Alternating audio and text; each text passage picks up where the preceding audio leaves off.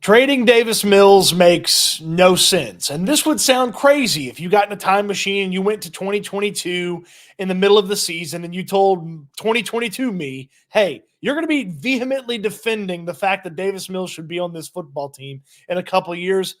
I would have been beside myself and distraught because I would have thought that he'd have stayed the quarterback the whole time. But here we are 2 years later. We're talking about the backup quarterback for the Houston Texans. And while I hope Davis Mills never sees the field in 2024, it would be a perfect season if Davis Mills saw 0 snaps. That would mean it would have been exciting. CJ Stroud would have been fully healthy, and there would have been great things to talk about all season long. I hope he doesn't see 1 snap, but if he needs to see a snap, he needs to be on the Houston Texans when he sees that snap. Look, there's a few reasons why Davis Mills makes sense on the Texans and trading him doesn't make sense. Let's start with the Invogue trade idea, which is, hey, the Minnesota Vikings had their first round pick in J.J. McCarthy go down. He's done for the year. He's having knee surgery.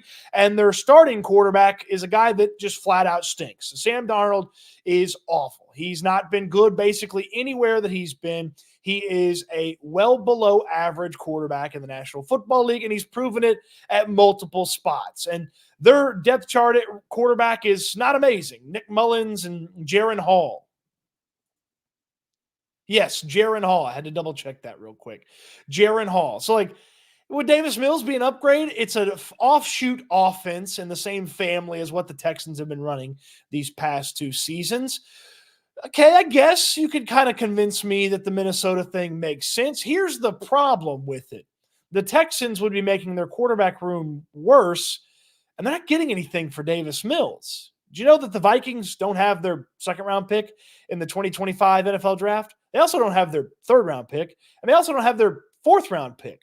Now, they've got 2 fifth-round picks, but are you really trading a coherent and worthwhile backup quarterback situation for 2 fifth-round picks? Are you trading that guy for a 2026 draft pick? Doesn't make sense. And you're not getting the first-round pick out of the Minnesota Vikings either, so you can go ahead and put that to bed. So Davis Mills, what are you actually getting from him if you try to trade him to the Vikings? You're not getting much. And look, I'm not foolish enough to sit here and tell you, well, he's a good backup option for the Texans. He has some tremendous value. He doesn't. He's a solid backup option. He makes the most sense for the Texans right now, but he doesn't have some sort of massive value. That's why I'm not even really talking about one of these 30 other teams that could be involved in the Davis Mills sweepstakes. It doesn't make sense from a value standpoint that you're going to get back. You're giving up on a solid backup quarterback situation to go out there and get a 5th-round pick, 2 5th-round picks, a 5th-round pick next year, and then a 4th-round pick the year after. That doesn't pass the vibe check for me in what the Texans would be doing if they move on from Davis Mills. And part of that is because, my big reason number 2, Mills meets what I call the backup standard. Here's the backup standard for me.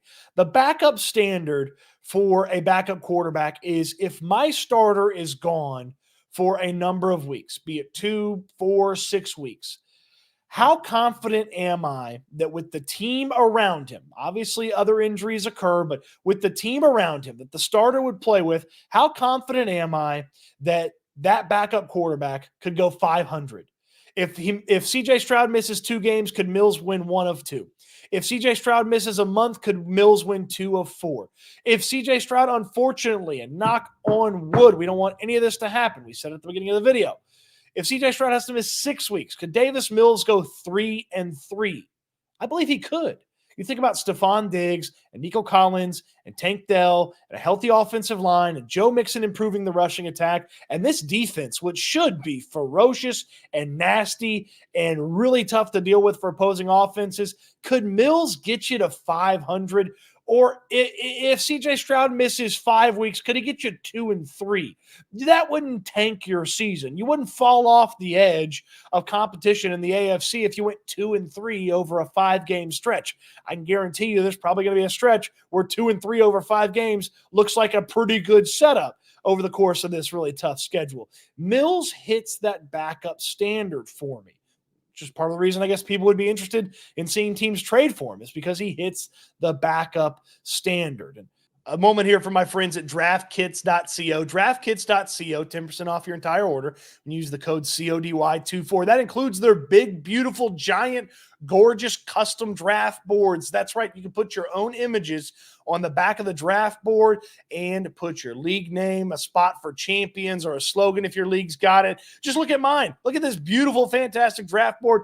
My league, drafting for the 15th year in a row. We took it to the next level with draftkits.co on this one. It's a huge draft board. It's vinyl. It's reusable for year after year use. Those stickers are big. You can read them. We had a guy have to draft off his phone on vacation. He can read the stickers from the video that we set up. It's gorgeous. It's easy to do at draftkits.co. Plan ahead just a little bit to make sure you have the best in-person draft that you've ever had. And you got that beautiful draft board for years to come. Draftkits.co. Draftkits.co. Use the code CODY24 for 10% off your entire order. And the third reason, the biggest reason why you can't trade Davis Mills is Case Keenum and Tim Boyle can't get the job done. Case Keenum, I believe in Case Keenum between the ears. There is still usefulness to Case Keenum being around the Texans organization, being in the quarterback room, a resource for CJ Stroud, and just the mood and mentality that he brings to the table with his teammates. There's usefulness to Case Keenum. I just don't believe that he can make every throw as well as you need to make those throws to be competitive enough to win half your games that CJ Stroud might miss. If Case Keenum has to play 4 games, I don't believe the Texans are going 2-2 in those 4 games. And then you flip it over to Tim Boyle. Boyle, look, he's one of the worst starting quarterbacks we've seen. He's never won a game that he has started. 4 touchdowns, 12 interceptions in his career. And look, Boyle's got a cannon. He's thrown some really nice passes in training camp, but I don't trust him between the ears. Now, if I could smush Case Keenum and Tim Boyle together, I'd probably have the perfect backup quarterback, but they haven't invented that technology yet, just like they haven't invented the time travel technology. So I'm going to have to talk to 2022 Cody Stoots about this very video that I'm making. So I don't trust Case Keenum or Tim Boyle to meet the backup standard that we talked about. I trust Davis Mills. And even if you moved on from Mills and signed a veteran like Ryan Tannehill, then yeah, you'd have a veteran who's played a lot of football, but what can Tannehill bring to the table? He's old, he's beat up, and oh, by the way, he'd be learning a brand new offense as well.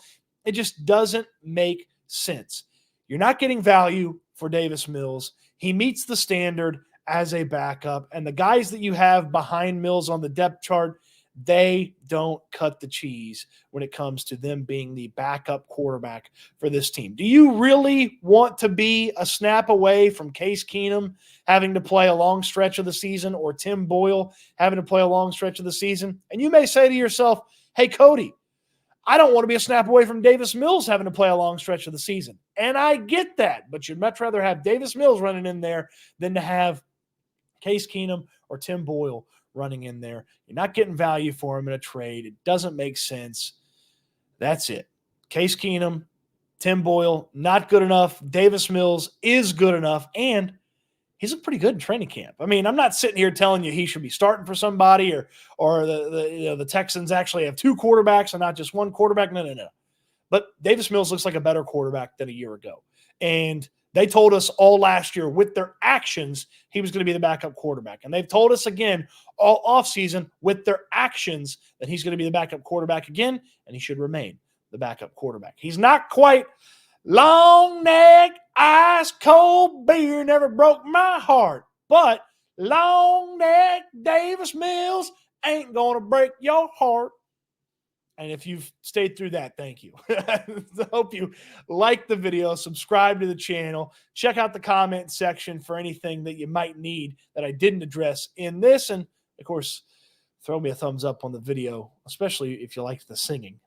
Hopefully Luke Combs doesn't throw a copyright claim on here. He'll probably just take pity on me if he ever hears that. He's a big Texans fan. You saw him taking a shotgun with Cal McNair over the weekend. That was cool. That was cool, right? Yeah. All right. The singing threw me off here at the end, but appreciate you watching the video. Hope you enjoyed it. Don't trade Davis Mills, and I can't wait until we talk Texans again soon.